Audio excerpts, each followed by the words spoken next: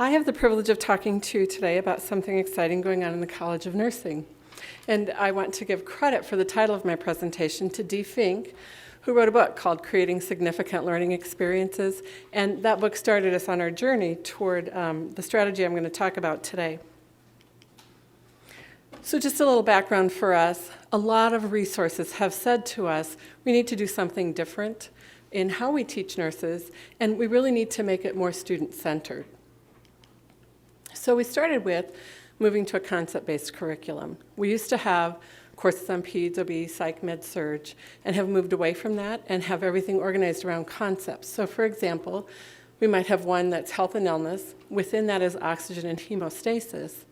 And within that, we talk about clotting, gas exchange, and perfusion. And then an exemplar for perfusion may be shock, and we would cover the 5 of those. So then to talk about our strategy, we went with team-based learning. And some of you may have attended the presentations we had in the College of Nursing.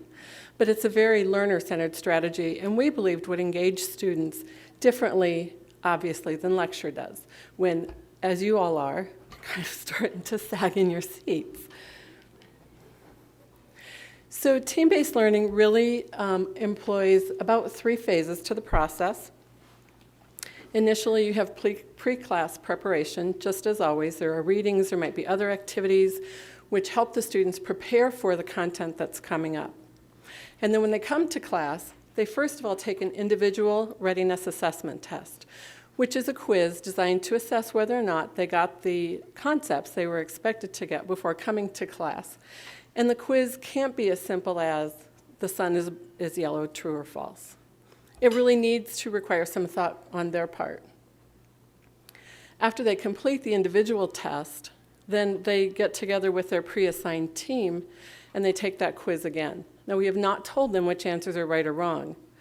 They just had an opportunity to take the test individually, and they will be graded individually on that test. They then take a group readiness assessment test, and one of the benefits to that is that there is learning in debate. So if you make it a more complex question and the answer is not readily apparent, as a team, they have to debate the answer and come to a conclusion. As a team, we give them the scratch-off cards. So once they've agreed on an answer, they scratch off the square corresponding to that answer. If they're right, there's an asterisk or some other indicator in that square. Great, they got that one right, they can move on. If they did not, they have to go back to debating until they are agreeing on another answer and they scratch off again. So they will also be scored as a group on their performance on that quiz. Once they've taken the quiz as a group, and they now get feedback on what's a right or wrong answer, they can appeal. If they disagree with an answer, and they have very solid rationale, or can demonstrate a resource that says their answer is right, then the instructor may give them the points back for that. At the end of that, the instructor has an opportunity, oh my gosh, I have time to finish. At the end of that, the instructor has an opportunity to give them more feedback. If they really just didn't get a concept, the instructor can clarify. And after that, the team application exercises begin.